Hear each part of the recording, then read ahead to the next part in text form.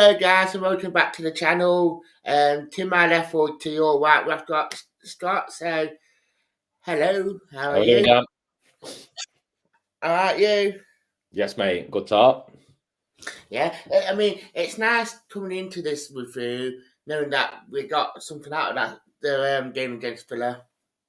Yeah, it was a bit of a relief coming away last night and not having that feeling of dread or disappointment. So yeah, even though it wasn't the best of games, the atmosphere inside the ground was great, and the players' effort was spot on. Couldn't fault the effort at all last night. So I think just generally just felt like we were. I don't know, laid a foundation, I suppose. We've laid a foundation with that. We're stopping the rot, and yeah, that level of effort and commitment. We didn't disintegrate after conceding. It was much better. Yeah, it was, and there was just that boost around the place now that with Cooper getting that new contract and the fan base walked from it from when Cooper walked out, and you could tell by the players that they were getting the fans up, and they could tell just that vibe was brilliant last against Villa. Yeah, I thought Forest, the kind of, I don't know, the supporting staff did a really good job in terms of, even the playlist, down to the music. Or they did play Free From Desire twice in about half an hour, but the music was good. It was kind of ramping it up. People were down there early. Obviously, Forza put something together last minute, and obviously they did the boat trip as well, which was really good. So yeah, it just felt good, and Cooper came out early, I think, didn't he, before the players, and seemed to, just just I suppose just make the most of that feeling, that connection, which was quite nice. It was probably nice for him to kind of enjoy that. And then yeah, it was Muller Kintyre was really really good, and yeah, there was just a good vibe about the place. It was nice to get back to that. Yeah, that what's been missed this season. Part of the West Ham game where we were fully behind them, they haven't been that far or that sort of like United from like it was last season from with the fan base and the players and people, and last night I just felt like it was there again and that we all put it in the right direction again. Maybe there was something about being, under the lights again, because I'm trying to think the last time we had a night match at the City ground. Well, obviously we had it on a Friday, but I'm not counting a Friday, but a midweek, night under the lights was just, I don't know, it was just a little bit more special. Obviously the atmosphere had been good against West Ham and Spurs, but that coming together, under the lights at the City grounds, it's a great feeling. We didn't have that against Fulham. It was really, really flat on that Friday, so it felt a bit more like it. And I think there's always something particularly special about a Forest game with a full crowd, with the fans behind them in a night match. Yeah, it was good. They always say as well that the night matches tend to bring more of an atmosphere because honestly, I'm not saying that anyone on any fan say, but with the night games, you do get that more hardcore fan base, and they seem to get more atmosphere out of it. And obviously, with everything, Finny, you do get that bit more better atmosphere, if that makes sense. Yeah, and I think there's almost like a well-being factor to a night match, if you ask me. I mean, there's nothing better when you've been at work all day sometimes, and maybe you've had a bit of a rough day at work, and you can go to the match and you can just scream and shout and vent and give some positive atmosphere, give some positive vibes off, and yeah, it's I don't know, it's just great, isn't it? That's one of the beauties of following a football team, that you can go and forget about life for a couple of hours and just think about football. Mm. Do you think now with obviously with that as well? Obviously, I completely agree. Do you think defensively and the formation. Didn't think we got it spot on. And that, I mean, we look a lot more different last night with that formation. That we played it twice now, and second time we look a lot more compact with it. I must admit, I kind of when I saw the team, I was like, oh God. I was expecting a few more changes, to be honest. But well, probably not the changes that I'd have gone for. But obviously, I'm not the Forest manager, and Steve Cooper's knows a lot more about football than I certainly do. But I agreed with the fullbacks. I was kind of pleased with that. And then it was just midfield. I thought Mangala and O'Brien might have started because I think they have been our best two. But he obviously went for that three compact midfielders, and I thought it worked. I thought it worked really well in getting the job done. To be honest, thought Yatesy was great. Just from the early moments of snapping around Coutinho's ankles, and I think that really set the stall out. And the fans really they're really on board with that. I think sometimes Ryan, sometimes he gives the ball away, and I think that's just through lack of experience sometimes, and maybe just trying a bit too hard. But I thought Ryan Yates was brilliant as captain last night, and I thought Freuler, that was definitely his best game, and it was just good to see that after those running defeats, it was good to see some fighters on the pitch who wanted to fight, and to a man, everybody did. I just thought it was really positive, and so the formation, I like that. I think that was right. I was surprised that Awoniyi didn't start, but I thought Dennis, he did all right.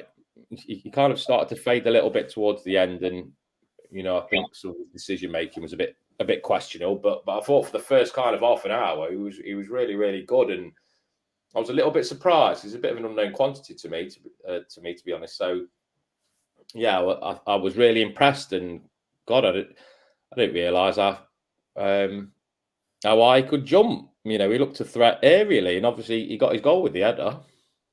Yeah, definitely.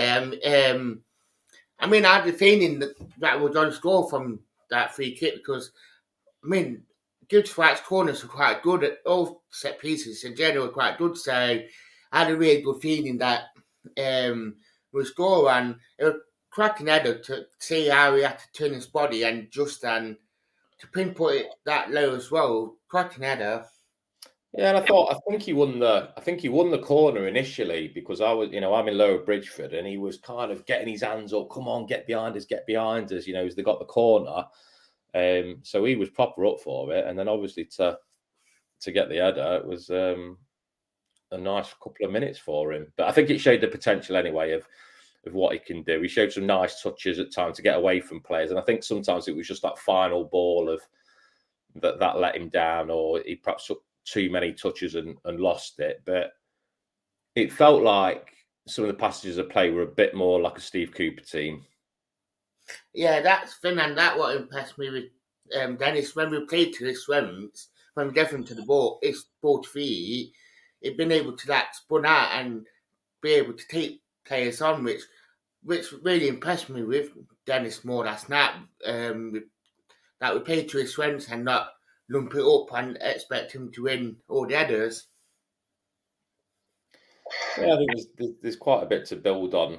I think from his performance, I thought Morgan Gibbs-White played well, but just sometimes that lack that bit of quality. I think, to be honest, that was evident throughout the 11 really, particularly in forward areas, that when we needed that bit of quality, it didn't quite come. I think we had a real purple patch in the second half of it wasn't massively sustained, but I think a good 10, 15 minute spell in the second half, and for a good 5 minutes of that, I thought it looked like the team from last season, and I think there was a move that, I don't know, maybe involving Brennan Johnson. It came to Gibbs-White on the edge of the box, and he just went for that outside of the boot, which it looked well wide on the telly, but it didn't from where we were in Lower Bridgeford at the time. So that was exciting, to be honest, and it was kind of like that that's what we're kind of used to from a Cooper side, attacking the Trent end. Yeah, I agree more. And we've seen that glimpses of that last season team when we got the ball down and played football. Villa didn't know what to do, and that what I liked about Fuller last night, that it didn't do anything outrageous, right, or try to be like Messi, but he just did the basics, and he just when he got a foot on the ball, he was just giving it to a red shirt, and that sort of experience that he has, that will do us good this season because he won't do anything over the top, but he'll just get his playing and get his tick in. And I think we're starting to see, what we saw at Atalanta from him really was that kind of that mopping up, that busyness to come and pick loose balls up and just give it to a player on his team. And he did that a fair bit last night. But I was really impressed with his energy, because it must have been fairly sapping, because obviously Villa had a lot of the ball and we're having to work hard to keep the shape. And yeah, I thought it was really, really good for Euler. So yeah, really impressed with him last night. Yeah. I was really impressed with him. Um, even, I mean, what do you think of Benny Johnson's performance? Because there have been quite a lot of criticism on him for his performance last night. Well, I don't know. I kind of disagree with criticising Brennan. He's a young player. You can tell, the levels that we're playing against now. It's just like it's miles apart from the Championship. Brennan was playing in League One a couple of seasons ago, but I think it's just a confidence thing with Brennan. I don't think perhaps he's not quite getting into them positions that he was last time, but I think that's probably more to do with the service that we're getting in the minute. That seems to be a bit of an area that we need to improve. Of where does Brennan like the ball, and that's usually inside, running on to passers, and I don't think we're quite getting that. And I think we need to see more of that with Dennis as well, as that they've got pace to burn, and I think I'd like to see maybe a few more balls for him to to get onto, because there's no doubting that he's got electric pace. But Brennan's only going to get better by playing games, and maybe if Cooper decides to bring him out and give him a bit of time out, just to get himself fresh again, to come back, then that's what Cooper will do. But Ashley Young was very good last night. Let's face it. I mean, I know he's had criticisms, but I thought Ashley Young had a really good game. He scored an absolute cracker, and he didn't do too much wrong. I think you wanted to see Brennan really kind of have a good go at Ashley Young. I don't think he really did that, but I think that's a confidence thing. And Brennan, when the chips are up and he's feeling good about himself, then he's an exceptional talent. But it'll come with Brennan, and he'll be a better player for all these experiences. So just got to stick. We've got to stick with. If he wants to change it, fine. But the criticism, no, get out of it. Yeah, definitely. Definitely agree with you.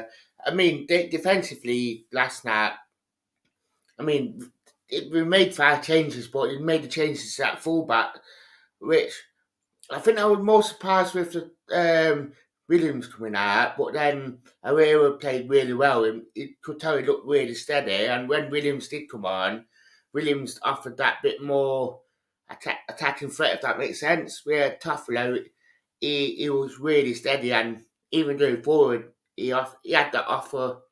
He could run forward, and then it released MGW to like do his sprints. I think them two are starting to build a really good relationship.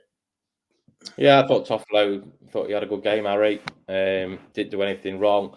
I think that know-how of English football perhaps helped with that. It doesn't look as lightweight as Loddy at the moment. Aurier, I was pleased that he was in, and I thought it was a positive change from Cooper to put Nico on. To try and get his bombing on, and he did. he had a few moments of bombing forward, but again, it's a confidence thing, and Brennan's, putting back to Brennan Johnson, him and Nico, the two young players, and they're up against top quality, best players in the world, and do you know what I mean? It's just going to take a bit of time, but fingers crossed if we can get a couple of wins, and then I think their confidence will grow. But I thought the back two were very good. I thought Cookie and McKenna played really well. I thought Scott McKenna was, I had Yates and Freuler, and McKenna wasn't too far behind him for my man of the match. But I don't think Cookie did a lot wrong. He was brilliant. Clearing header in the second half when somebody put a cracking ball across and he just kind of flicked it away with his head. And I don't think I thought Cookie had a good game last night. Yeah, I thought that. It kind of rolls into my next thing because I thought them two had a really good game last night. They looked like the brick wall that we known about last season. I know we're at war with it, but them two were like the brick wall again. And what impressed me the most was in the second half. I think they put a ball behind him, thinking of Watkins or Ings, and them two just sort of had handbags that don't reach each other. But it just proves how much they care about the club. That fair enough, they not came through the academy here, but they wearing the shirt with pride, and it was really good to see. To be fair, how them two had a bit of an argument about something.